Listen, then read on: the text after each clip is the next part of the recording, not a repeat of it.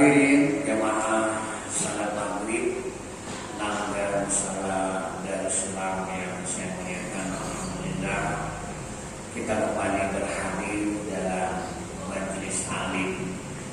Mudah-mudahan majelis alim ini benar-benar yang dikehendaki oleh para ulama yang disebut dengan Raudhatun min Riyadil Jannah. Jadi Nabi SAW itu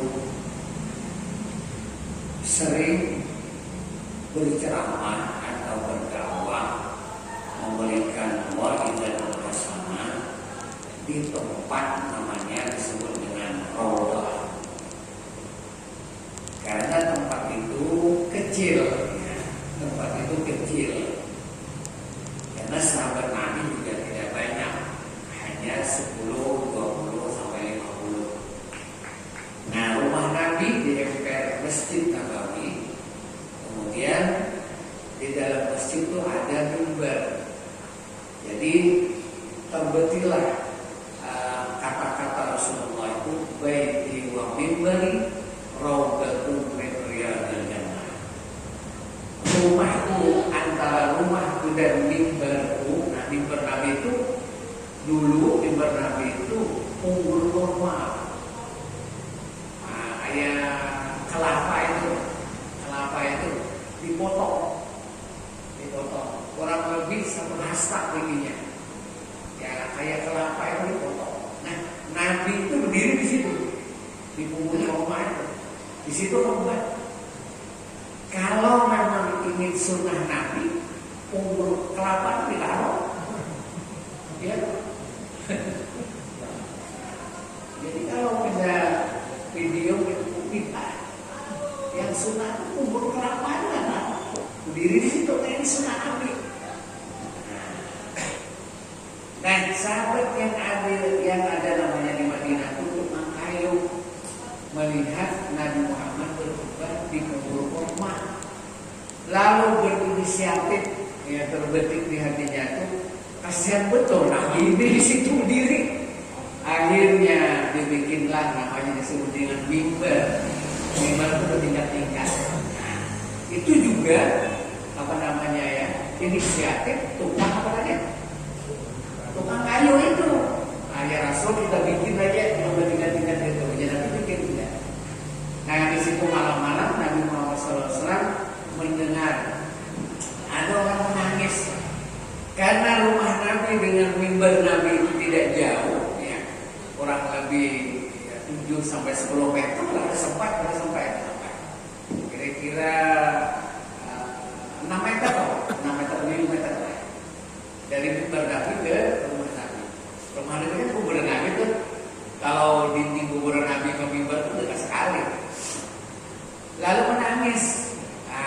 Keluarlah Nabi Muhammad SAW melihat siapa ini yang menangis. Oh gitu. Ada kita nih orang menangis, tetangga menangis, ada keluar nangis. Lalu tidak heran lah. Besok lagi menangis lagi. Saya dengar menangis lagi. Dicari yang menangis itu nampak. Ternyata yang menangis itu punggul pemain itu. Padahal dia tidak punya mulut, tidak punya telinga, tidak punya mata, tapi bisa menangis dan Nabi mendengar tangisan itu. Lalu bicaralah punggul korma ini. Ditanya Nabi, kenapa kau menangis? Nah, ini dengan bahasa rohaniah, tidak bahasa dengan mulut, tidak bahasa dengan mulut. Saya dulu pertemuan almarhum guru sepupu sama guru Bangin, jauh tuh dari Martapura ke Bangin naik pesawat sampai ke ke guru Bangin, berdiaman aja Pak. Berdiaman aja dan asisten guru tuh dia ada bapak diranya pulang, berdiaman aja. Apa ini bicara tidak tahu. Itu namanya bahasa rohaniah, bahasa roh. Lalu ditanya kenapa kau menangis? Ujar umur mani, aku sedih ya Rasulullah. Kenapa jadi sedih? Aku ini engkau injak dengan kakimu yang mulia. dan kau berkhutbah di atasku. Nah, di atasku. Tetapi engkau akan menggantiku dengan kayu yang lain yang dibikinkan oleh tukang kayu itu. Nah, rasa tidak tidak ridho lah ya katanya gitu ya, umur bermain. Aku dibuang begitu saja dan Nabi kau tidak. Kau bersama aku nanti dalam surga. Baru dan juga nangis. Nah, itu keinjakan Nabi aja Pak ya. Keinjakan Nabi aja mulia sekali. Coba sampai sekarang loh. Nabi yang paling mulia di antara 140 Nabi itu 25 Nabi yang paling mulia adalah Nabi Muhammad.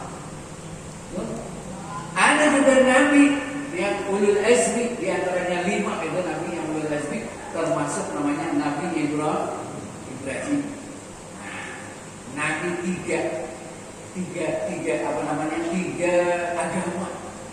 agama Yahudi mengakui Nabi Ibrahim nabinya, agama Nasrani mengakui Nabi Ibrahim nabinya juga, agama Islam, nah, Nabi kita juga Nabi Ibrahim. Nah, Nabi Ibrahim ketika membikin Ka'bah al-Musharrafah itu dengan anak beliau yang bernama Ismail, lalu Nabi Ibrahim alaihissalam menginjakan di tempat batu yang batunya itu sampai sekarang ada, dan ada lubang bekas kaki Nabi Ibrahim. Kalau ulun tengok itu mah ganal kakinya itu, kada kayak kaki kita ini kayaknya. Kaki Indonesia itu kecil aja, apalagi kan ulun. Ganal kakinya itu, kaki orang Arab ya. Itu lobak batu itu ya, batu itu nah lobak dua. Nah itu keinjakan bekas kaki Nabi Ibrahim alaihissalam. Namanya itu disebut Maqam Ibrahim. Waj'al Maqam Ibrahim musalla. Jadikanlah tempat keinjakan Nabi Ibrahim itu adalah tempat sholat. Maksudnya berpintangan Pak. Ini Maqam Ibrahim, ini Ka'bah, di sini ya berpintangan. Nah, berpintangan. Seolah-olah ini kiblat. Padahal ada kiblat nih. Tapi berpintangan dengan makam tempat keinjakan Nabi Ibrahim. Padahal ini Pak, keinjakan Nabi Ibrahim aja. Keinjakan apa artinya batu yang batas diinjak oleh Nabi Ibrahim? Nah itu batas diinjak Nabi Ibrahim apa artinya? Tapi itu dimuliakan oleh Allah Subhanahu Wa Taala sampai turun Al-Quran. Wa ya'al maqam Ibrahim musalla. Jadikan itu tempat sholat. Jadi sesuatu yang bekas, ya asar para nabi itu adalah berkah. Itu menunjukkan bahwa kenapa dijadikan tempat salat situ? Karena ada berkahnya di situ kan begitu. Kalau tidak ada berkahnya, tidak ada orang tidak ada disuruh untuk salat berbintangan keinjakan Nabi Ibrahim. Untuk apa? Nah tentu ada keberkahan. Jadi apalagi Nabi Muhammad SAW, semua yang ada tersentuh dari Nabi Muhammad SAW itu semua mendapat berkah. Makanya Nabi SAW bersama dengan para sahabat Nabi itu, seluruh para sahabat Nabi yang pernah tersentuh dengan tangan beliau mulia masuk ke dalam surga. Bagaimana kita ini Pak? Bersalaman kada pernah ya kan? Pemimpin Nabi, jangan pemimpin Nabi, pemimpin sapi dikejar-kejarnya. Nah ada namanya ijazah ya dari musafahah itu. Man safahani, kalau Nabi SAW, man safahani faqad ma'i fil jannah. Siapa yang bersalaman denganku kata Nabi, maka bersamaku di dalam surga. Man safani liman safahani. Siapa yang bersalaman kepada orang yang pernah bersalaman dengan aku, masuk ke dalam surga. Nah, ini orang sahabat bersama dengan Nabi, kita bersama dengan sahabat masuk ke dalam surga. Man safahani liman safahani maka ma'a jannah.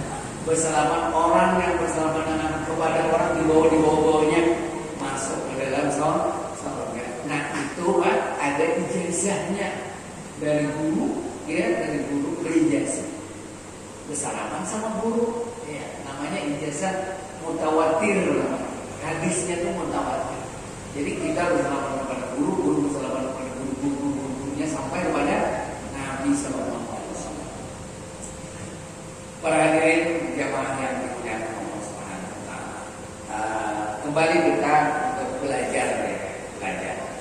Kemarin kita sudah supaya selamat dengan malakal maut itu adalah taubat. Taubat ini ada beberapa kriteria. Menurut Imam Nawawi rahimahullah taala ada 3. Stop mengerjakan, yang kedua adalah menyesali, yang ketiga adalah tidak mencita-cita mengulang kembali. Yang keempat, apabila dia mengambil hak orang, menghina orang, memukul orang, maka dia datang meminta ampun dan meminta maaf, mengembalikan maaf. Jadi 4 jadinya. Kalau berhubungan dengan manusia, kalau enggak ya 3 ini sudah. Nah, ada dosa yang tidak diampuni Tuhan. Ya, ada dosa yang tidak diampuni Allah Ta'ala. Satu saja, namanya adalah dosa syirik namanya. Dosa syirik. Dalam firman Allah Subhanahu Wa Taala surah An-Nisa ayat 47, Innallaha la yaghfiru an yushraka bihi wa yaghfiru ma duna dzalika liman yasha.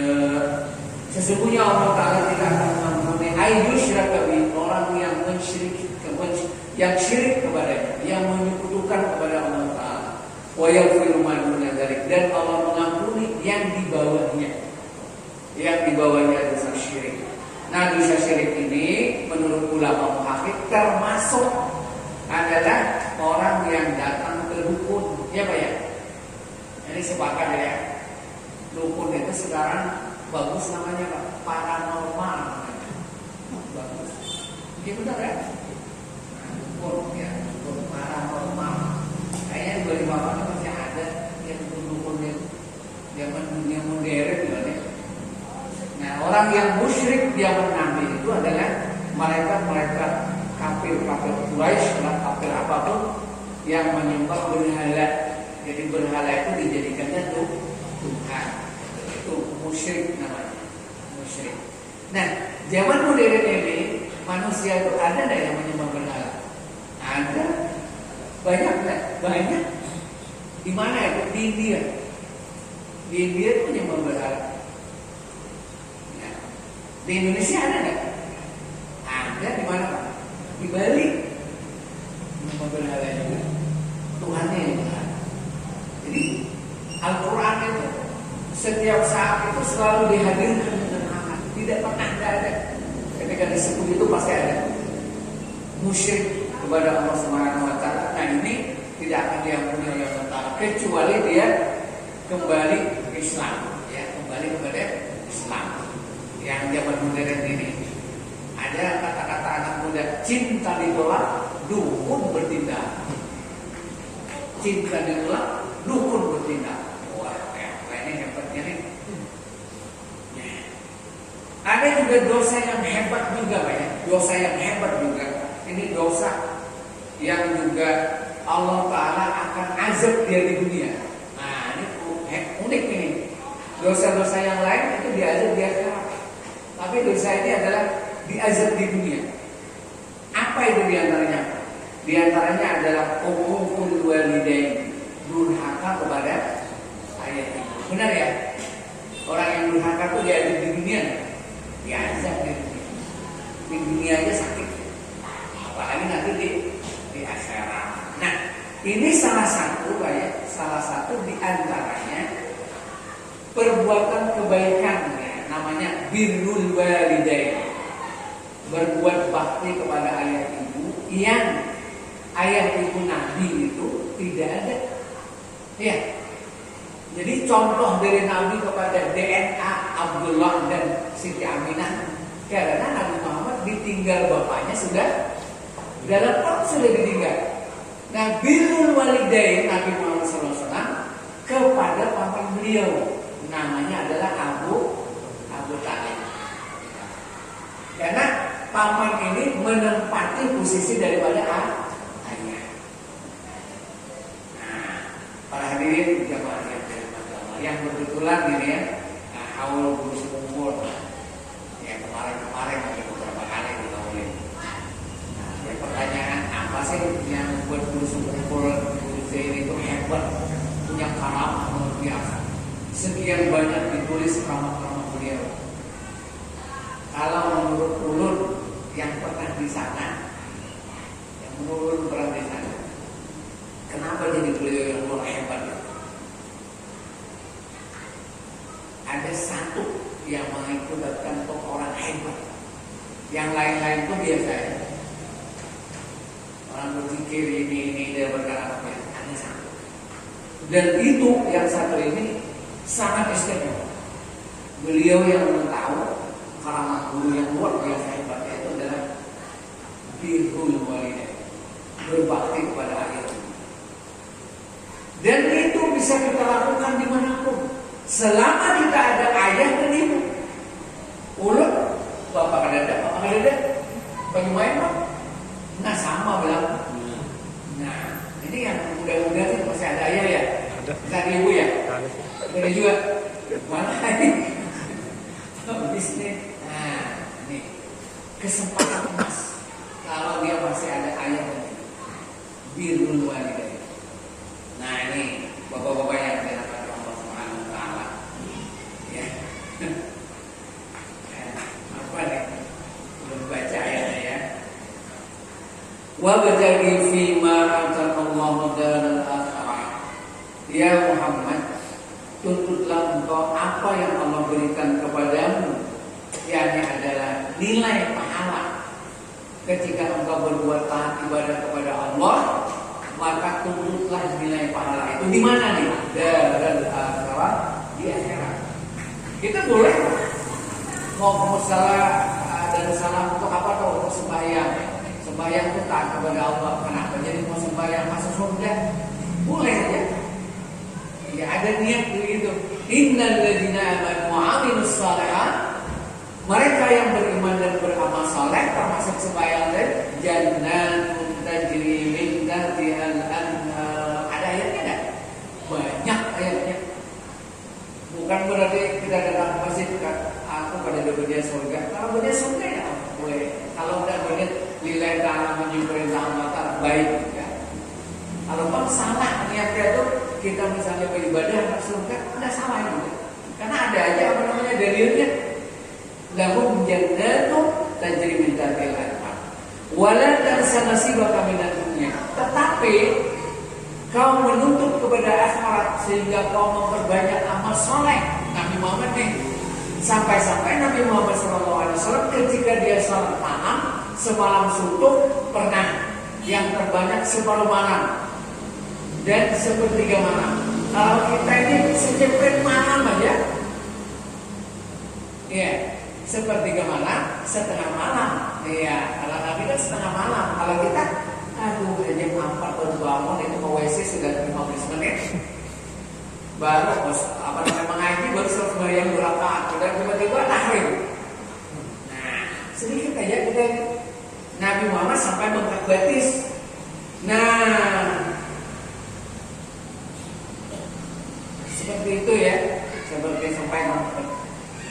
Artinya dalam urusan beribadah itu ada waktu-waktu tertentu yang memang mata kita ini nggak usah semalaman beribadah. Wah, ada mata hanya untuk tidur. Lapar perut makan. Cuman kayak kita ini kebanyakan makan, kebanyakan guling. Ibadahnya jarang. Ini zaman Nabi. Lalu kata sahabat, ya Rasul, aku udah mau kawin, nggak ibadahnya. Ada satu orang yang Rasul, aku mau puasa terus. Ada satu orang aku beribadah sembahyang aja semalaman dan tidur. Jadi Nabi, kawin loh. Aku udah puasa loh. Nah, artinya disedang-sedangi, tidak sampai full yang menyakiti kepada badan. Ini ayat ini kepada Nabi, kepada para sahabat. Dibacakan ya ayatnya kepada kita ini pengulir beribadah. Iya, pengulir benar, baca Quran pengulir. Maunya makan rajin. Wa ahsin kama ahsanallahu ilaik, dan berbuat baiklah kama kamisliman Nah ini dalam tafsirnya begitu. Kamis 5. Sama seperti Allah Ta'ala berbuat baik kepada kalian. Nah, perbuatan baik kepada kita, Allah Ta'ala pun berbuat baik kepada kita, menjadikan kita, mengasih makan, mengasih karunia hadir masjid. Itu tidak bisa dibayangkan begitu banyaknya kebaikan Tuhan kepada kita. Kita disuruh membalas kebaikan Allah Ta'ala tuh. Wa ahsin kama ahsanalillah, berbuat baiklah engkau kepada Allah Ta'ala sebagaimana Allah telah berbuat baik kepada engkau. Ya berulang. Walau umurmu 1 juta tahun, malam kamu beribadah dan tidur, siang kamu puasa, tidak bisa membalas kebaikan Tuhan. Tak akan bisa. Karena kebaikan Tuhan itu sangat banyak sekali. Kebaikan kita ini sedikit betul.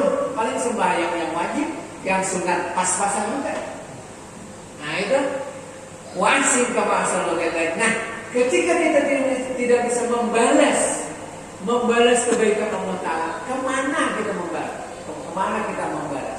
Ulun pernah bertanya kepada keluarganya Ahmad ini, namanya Tuan Guru Habib Al-Habsyi ya, Alwi Al-Habsyi di kebun sayur dulu di mana sih dari ya. Nah, sama beliau Habib Alwi Al-Habsyi pernah bertanya ini, kalau kita tidak bisa berbuat kepada Allah, apa yang kita lakukan? Oh ya sih, berbuat baiklah kepada makhluk Allah Ta'ala sesuai dengan kitab. Wasil ila khalqillah, berbuat baiklah kepada makhluk Allah Ta'ala.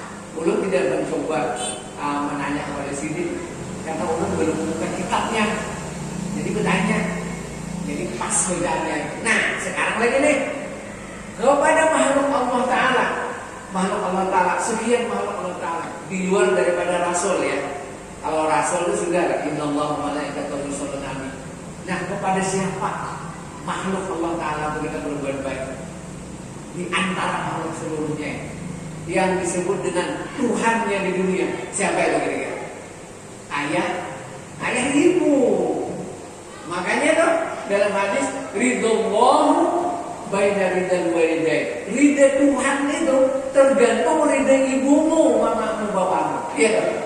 Seolah-olah orang tua ini disedangkan sama dengan Tuhan. Makanya orang sebut Tuhan di dunia itu adalah orang tua. Nah kita buktikan kehebatan mereka yang berbakti kepada orang tua. Ini berkisahnya yang kita buktikan. Yang bacaannya kenapa jadi sampai diungkit seperti ini ya? Dalam Al-Quran sahabat Nabi kenapa ini disampaikan seperti ini? Karena banyak orang yang lengah dengan orang tua itu sehingga dia mengabaikan biasa saja. Tetapi andai kata dia mau berbuat bakti kepada ayah ibunya, contoh tadi kayak orang dulu sekumpul, apa yang beliau dapatkan? Sebuah keramaian yang lain kita dapat. Yang orang tahu Abah Siddiq itu lumpuh 2 tahun, 2 tahun. Jadi aku 2 tahun itu tidak pernah tidur, hanya di samping bapaknya. Kalau bapaknya mau berkencing, diangkat ke WC, kencing, dicuci, diuduin, diangkat lagi ke tempat pembayangan. Kalau bapaknya mau buang hajat, buang air besar, diangkat ke WC, dicuciin dengan tangan. Kalau pak dengan sendok, apakah dicuciin? Nggak ada. Dengan tangan, dicuciin dengan tangan, dibasuhin, bersih, diuduin. Membayangkan dulu 2 tahun, jangankan 2 tahun, 2 bulan saja kita melihara. Masya Allah, 2 tahun melihara. Ini kalau bapak ibu yang punya orang tua yang stroke, mohon sekali yang mengganti pampersnya itu Anda, jangan diupayakan sama orang. Iya kan? Jangan diupayakan, karena Anda wajib mengganti pampers bapak atau ibu itu wajib. Kalau Anda terlihat bukan sengaja itu kemaluan ayah dan kemaluan ibumu, ayah dan ibumu itu ridho, ya Pak ya, ridho karena dia anaknya. Coba kalau orang lain yang mengganti pampers dan awalnya dilihat orang lain hati kecilnya pasti berkata aku nggak reda kalau. Nah ini ibu bapak yang dirahmati Allah, kalau yang mendengar ini ini di mic ini, jangan orang lain, kita sendiri yang mengerti. Nah kalau dulu kalau Sidin anak burik pak, Sidin setiap malam datang ke rumah ibu, ke kamar ibunya namanya Salbia, dibawa ke sebuah. Nah lalu beliau cium tangan sama ibu, kemudian dicium jidat ibunya dulu dicium tangan, lalu mengucapkan 3 kalimat atau 4 kalimat. Ibu bahasa Bajannya ke mama, ulun minta maaf, minta ampun, minta ridha, minta halal. 4, minta maaf, minta ampun, minta ridha, minta halal. Puja mamanya, aku ridho sama itu, aku ridha sama itu. Baru Sidin kan mama, puja Sidin kalau apa aja mencium tangan, mau ucap sama kayak gitu ucapannya, kan bisa terguling mata ini terlalu guring. Nah kita ini nih, mama kita ada di rumah, Gua salaman sama mama kita, bapak kita setahun sekali Idul Fitri. Selamat Idul Fitri. Kalau kamu salaman tuh ada Sudirman di situ, gambarnya yang merah-merah itu nah. Nah ini Sudirman. Nah itu dulu kenapa jadi guru terhebat sekali? Dulu menyangka di situ dan itu hanya yakin. Setiap orang yang berbakti kepada ibunya, Allah akan bukakan keramat dan luar biasa. Nah kita buktikan dalam Al-Quran. Allah Subhanahu Wa Taala berfirman, dikisahkan tentang kisah Nabi Sulaiman. Tahu Nabi Sulaiman Pak? Tahu. Kalau di Gunung tuh Amak Sulaiman namanya. Nabi Sulaiman. Nabi Sulaiman itu alaihissalam punya anak namanya Daud ya. Warisan Daud dan Sulaiman. Nabi Sulaiman. Yang menurut kisah Nabi Sulaiman itu punya kerajaan yang hebat. Sepertiga, ada yang mengatakan 2/3 dunia itu di tangan Nabi Sulaiman. Jangankan memerintahkan manusia, binatang, jin pun tunduk Nabi Sulaiman. Apalagi cuma binatang aja. Jangankan jin, angin aja yang ada itu tunduk kepada Nabi Sulaiman. Daripada hebatnya Nabi Sulaiman. Apalagi itu preman-preman biasanya. Aduh, tunduk dan kerajaannya luar biasa. Ya, apapun bentuk jin aja takut. Lalu ketika Nabi Sulaiman mentaklukkan kerajaan Balkis, tahu ya Balkis Pak? Aman bertahun ya, Siti Balkis aman tahun ya. Kerajaan Siti Balkis, ya, yang jauh daripada Palestina. Ini di Palestina ini kejadian. Nah, ada yang Balkis itu di San'a, di daerah Yaman, ada mengatakan yang dulu baca di buku di media itu tadi gugur apa itu Balkis Rokidul, Balkis Rokidul di mana anunya apa namanya itu nyambungnya itu kan Ustaz itu Ustaz baca buku Rokidul Balkis itu di orang buku mau menjual buku ya kan ajarannya Balkis.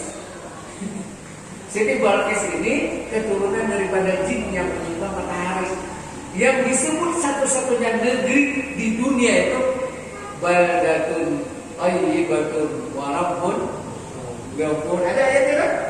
Baldatun thayyibatun wa rabbun. Tidak ada di dunia, Pak. Tidak ada itu di Amerika, di Eropa tidak ada. Yang disebut dalam Al-Quran thayyibatun apa tadi? Baldatun thayyibatun wa rabbun. Baldatun itu adalah negeri thayyibatun, negeri yang subur yang baik.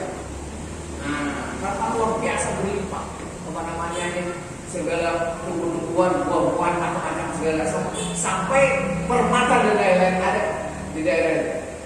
Adalah itu di Jogja kayak gitu nggak ada.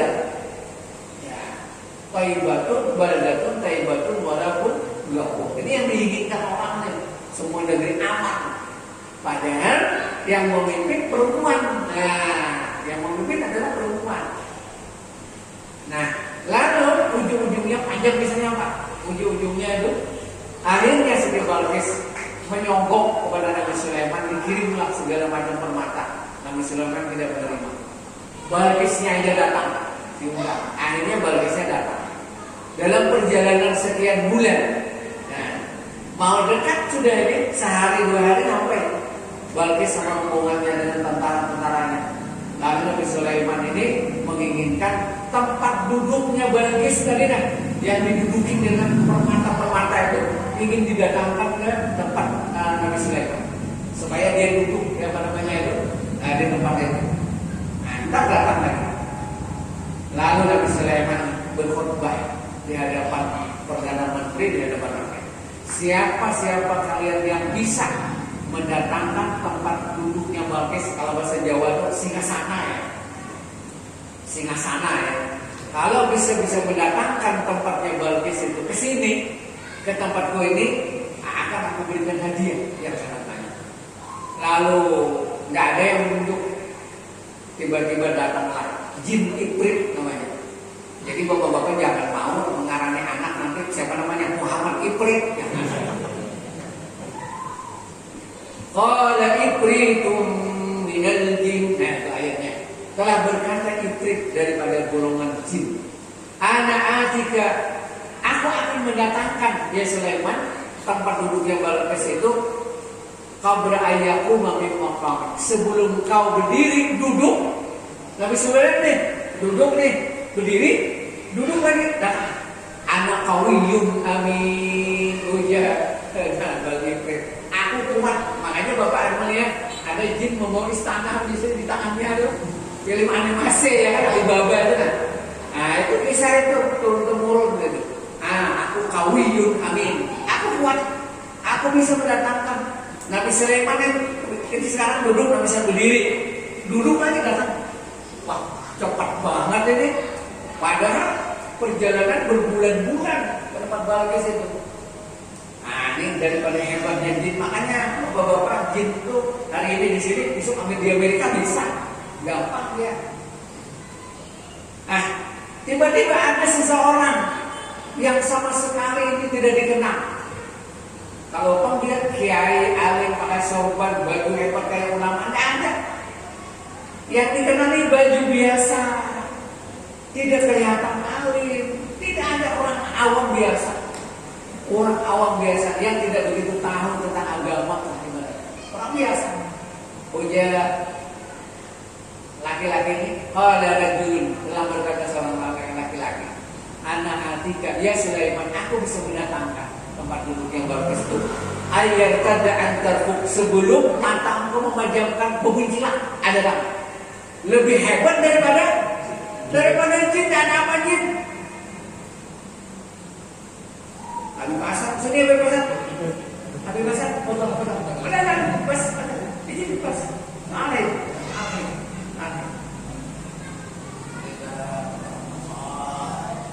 Jadi lebih hebat kalau ada judul telah berkata seorang laki-laki. Nah, siapa laki-laki ini?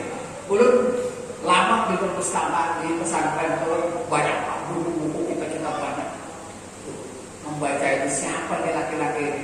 Namanya ada, apa yang dia baca? Itu yang ulun inginkan. Apa yang dia baca? Telah berkata seorang laki-laki, aku bisa mendatangkan tempat Balkisnya itu sebelum kau matamu berpajang, buka orang darah. Hebat lagi daripada jin.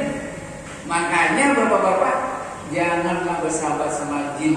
Kita diganggunya. Dia hebat kita daripada jin.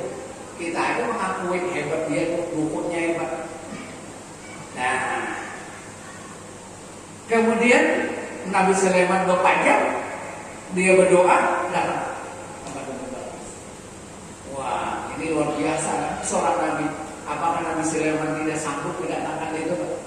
Sanggup aja kalau berdoa kepada Allah Ta'ala. Tapi kenapa Nabi Sulaiman meminta kepada orang itu? Ingin menunjukkan siapa hebatnya manusia laki-laki ini. Namanya adalah Asif bin Bargia namanya.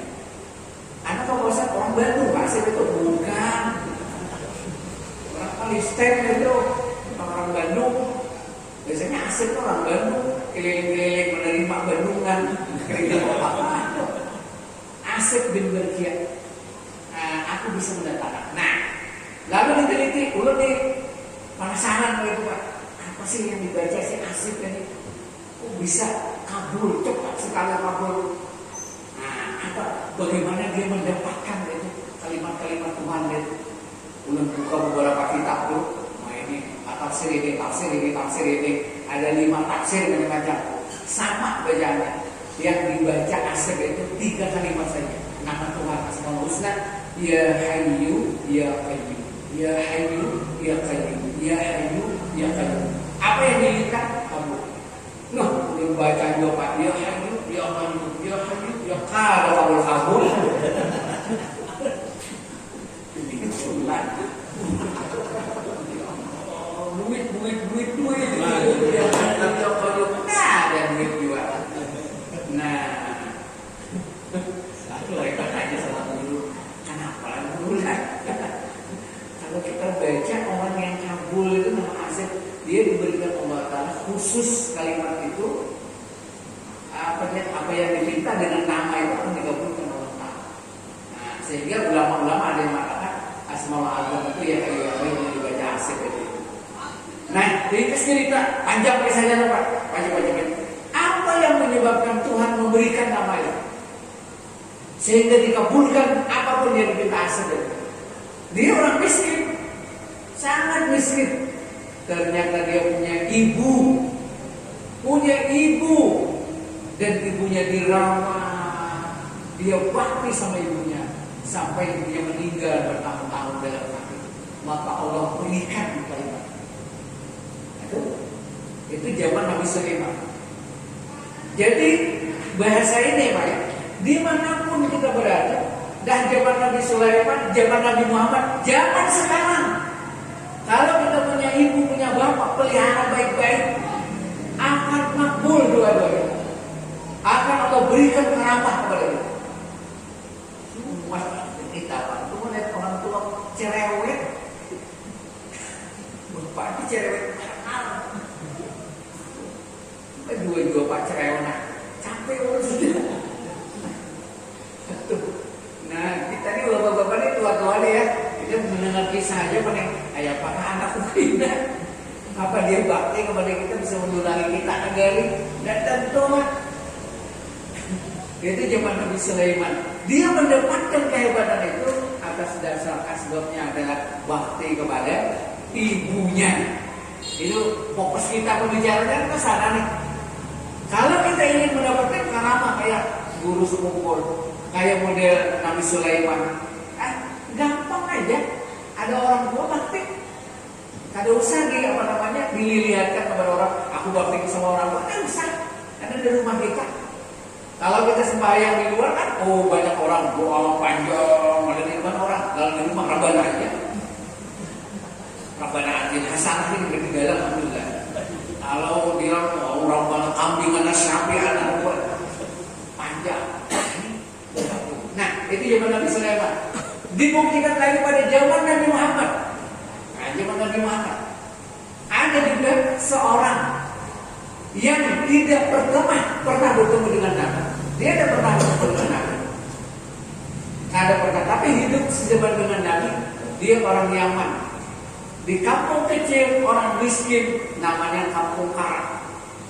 Namanya Uwais Al-Qarni. Sedikit aja namanya Uwais Al-Qarni. Uwais Al-Qarni ini dikenal oleh para sahabat-sahabat Nabi Muhammad. Bahkan Nabi Muhammad memberikan wejangan kepada Umar pernah, kepada Ali pernah. Kalau kau ketemu dengan Uwais Al-Qarni, kau minta doa padanya, keberkahan dunia, keselamatan dunia akhirat. Padahal Umar bin Khattab, Ali bin Abi Thalib sudah dijamin masuk ke dalam surga Allah Ta'ala. Ini panjang kisahnya. Sabar, ulun mengenang baik-baik. Ayah mengenang ibu, kada sempat berbuat baik kepada ibu, langsung meninggal. Cuma ayah aja sempat, tidak lama juga, hanya beberapa bulan, tapi masih teriak, hanya beberapa bulan. Yang bisa, dia silakan. Aku mau ingat, dia tidak apa. Itu mau bulan, ya. Sampai saat itu tidak susah. Berapa kali gali? Mau cari ini, bagus. Jadi ada lupa. Hari mana akal. Jadi hari lagi besok aja sampai besok pagi repot ya, jadi repot apa sebabnya? Apa sebabnya?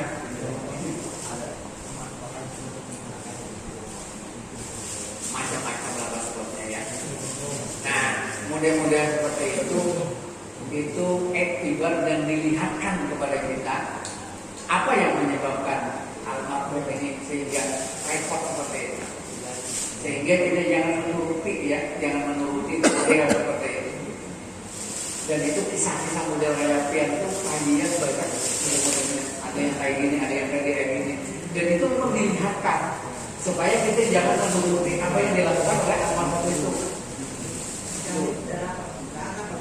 Susah jadinya. Nah, jadi tadi yang dia diajar di dunia tadi itu durhaka kepada ayahnya. Itu pasti dia. Nah, Uwais Al-Qarni ini dia orang Karat. Ketika ibunya sakit, dia berharap ingin ketemu dengan Nabi dari Yaman ke Madinah. Dari Yaman ke Madinah itu naik bis 2 hari setengah. 2 hari setengah naik bis. Kalau jalan kaki itu mungkin hampir 2 bulan kali ya. Kalau jalan kaki ya, hampir 2 bulan gitu. Dari Yaman ke Saudi sebulan. Kalau naik bis 2 jam, karena ini bisa berjalan. Jalannya nyaman juga. Nah, ketika dia teman-temannya sudah siap mau berangkat ke Madinah, wis dah jadi berangkat. Kenapa? Karena ibunya sakit, tidak mau dia meninggal. Ada ibunya berangkat saja ke Madinah, ketemulah dengan Nabi. Kata Uwais Al-Qarni, aku tidak. Akhirnya dia jadi berangkat. Lalu sahabat-sahabatnya sampai ke Madinah. Cerita bahwa ada juga yang mau ke sini tapi tidak bisa berangkat karena ibunya sakit. Nah, ujian Nabi SAW, Nabi ke belakang, baju Nabi yang dipakai itu dilepas, ganti baju yang lain, dibungkus bagus-bagus, dibungkus, kemudian dikasihkan kepada sahabatnya Nabi, orang Yaman, orang Arab. Nabi Muhammad titip baju ini kepada temanmu Uwais. Belum pernah Nabi Muhammad menitip baju kepada orang. Kalau mengasih makanan itu sering, tapi kalau mengasih baju, Nabi Muhammad juga ada banyak baju kayak kita. Nabi itu baju 3, kita ini 30. Nabi itu baju dikirim. Titip salam aku sama Uwais. Ya, titip salam aku sama Uwais. Kenapa Nabi memuliakan beliau seperti itu? Karena dia bakti sama ibu. Dan doa Uwais Al-Qarni itu mustajab. Apa yang diminta kami? Apa yang menyebabkan hebat seperti itu? Bakti kepada orang tua. 2 contoh. Dan contohnya adalah contoh yang konkret, contoh hadis, contoh Al-Quran.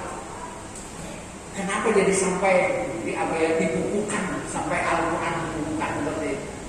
Karena hebat.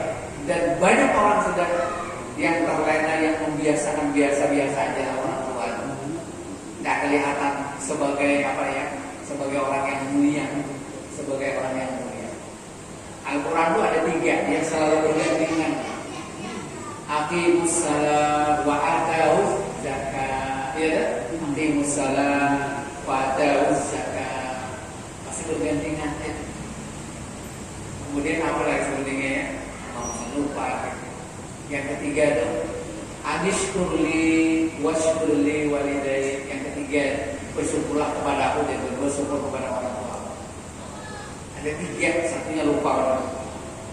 Kalau disebut aqimus shalah pasti ujungnya wa atawuz zakat. Pasti itu. Nabi aqimus shalah wa atawuz zakat. Nah, bersyukur kepada Allah, bersyukur kepada ayah. Tapi ini memang Bapak Ibu, memang tanda-tanda akhir zaman bahwa orang tua itu biasa-biasa saja. Dan tidak sedikit akhir zaman itu yang durhaka kepada anak itu. Dan itu memang tanda akhir zaman. Nah, supaya jangan dekat dengan akhir zaman, terus-terus banyak tandanya, kita diimbangi siapa yang berbuat bakti kepada ayah ibu. Bapak-bapak yang dimuliakan Allah Subhanahu wa taala, di dunia akan diajak Allah Taala, diberikan kesusahan, diberikan macam-macam musibah-musibah. Di akhirat pun juga akan diajak Allah Taala karena dia durhaka kepada ayah ibu. Padahal orang ini sholat di bawah, puasa, berhaji dan lain-lain, tetapi dia durhaka kepada ayah ibu, tetap dia akan diajak ke Allah Subhanahu wa taala. Ampun maaf ibu bapak yang mulia, mudah-mudahan menjelang Rajab, kemudian Syaban, Ramadan, semoga Allah Subhanahu wa taala memberikan karunia kepada kita, memudahkan kita beribadah dan menjadikan kita orang yang berbakti kepada ayah ibu kita.